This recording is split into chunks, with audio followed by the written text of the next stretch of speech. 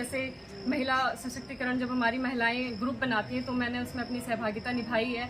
आप योग दिवस ले लीजिए, आप जिस दिन वृक्षारोपण होता है वो ले लीजिए। अभी हाल में ही फुले त्योहार था, वहाँ महिलाओं ने, हम लोगों ने वृक्षारोपण करे हैं। पहले से ही, बहुत बचपन से ही मैं ये सब काम करते आई हूँ और योग दिवस के दिन महिलाओं को एकत्रित करके उनसे योगा कराए हैं। और इसी तरह जैसे गांव में कभी कभी महिलाएं जुड़कर जो शराब है, हमारे आज की युग में जो सबसे बड़ी दयनीय स्थिति हो गई है, शराब जो प्रचलित है शादी ब्याहों में, जब तक शराब ना आए तब तक मेहंदी रात में जब तक शराब ना आए तब तक मेहंदी का शायद लोगों को मज़ा नहीं आता है।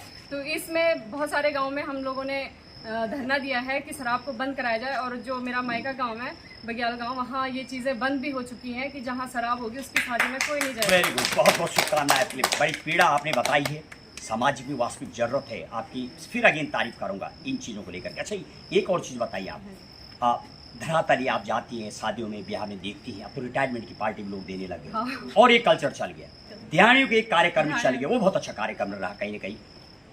क्या ऐसा कुछ बताना चाहेंगे दर्शकों के लिए, जो मेहंदी रात को रोकने के लिए एक दो जरा पॉइंट बताइए आप, ताकि पता लगे कि आप गांव के बारे में जानती हैं, कैसे रोका जा सकता है, थोड़ा आइडिया बताइए जरा अपना।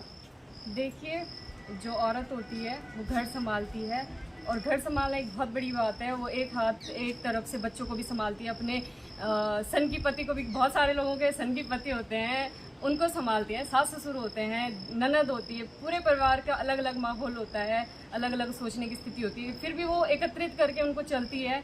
तो आप महिलाओं को ये समझें कि जब वो घर इतनी अच्छे से चला सकती है तो वो गांव को भी, अपने समाज को भी बहुत अच्छे से चला सकती है, व्यवस्थित रूप से चला सकती है, साफ सुथरे रूप से चला सकती है।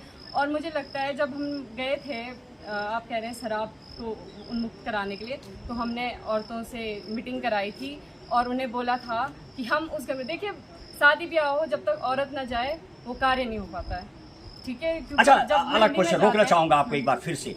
अच्छा, महिलाएं बहुत बढ़ चढ़ करके चुनाव में उतरी है मैदान में, हमें ये भी नजर आ रहा, जनरल कैंडिडेट भी हमें तमाम उत्तराखंड में अभी उतरे आए। ये जो महिलाएं बढ़कर आई, हालांकि ये मौलिक अधिकार है महिलाओं का, article 14 equality, right to equality है कि आप कहीं भी लड़ सकती हैं, लेकिन ये नज़ारा जो दिख रहा, कहीं ऐसा तो नहीं, हमारा आकलन कह रहा कि महिलाएं गांव की ओर पलायन हो चुकी हैं, शहरों में रहती हैं, खेती खराब हो चुकी है, खेती कई जगह पर हो नहीं रही है, डांडा कांठा जो होते थे पहले, छानियाँ, वहाँ ध्वस्त हो चुकी है, शहरों में तो महिलाएं जो बढ़ चढ़ कर आ रही हैं, ये शहर की ओर भाग गई हैं और दोबारा जाना चाहती हैं, शहर में रह के जनता की सेवा का नाटक रच रही हैं। ये वास्तविक महिला एक दर्द समझ रही है जो हम ट्रीट कर पा रहे हैं। बहुत ज़्यादा महिलाओं का वोट में कैंडिडेट बनना, उम्मीदवारी दिखाना, ये दर्शाता है ये तो महिलाएं पूरी तरीके से सहभागिता दिखा रही हैं, या फिर वो महिलाएं काम काज छोड़ चुके, खेत बंदर हो गए, कुछ काम तो रहा नहीं तो चलो चुनाव लड़ लेती हैं, कहीं ऐसा तो नहीं है?